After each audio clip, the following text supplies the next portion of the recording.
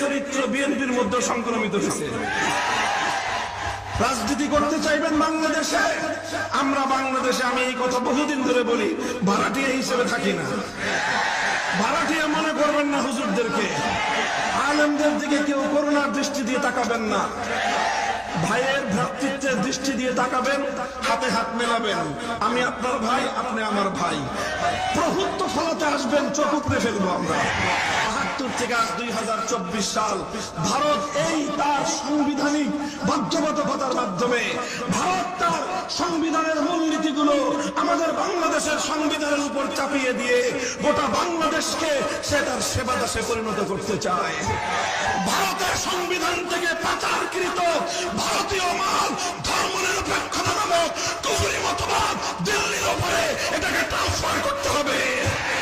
বাংলাদেশের সংবিধান থেকে ধর্মনিরপেক্ষতাকে বাতিল করে আল্লাহর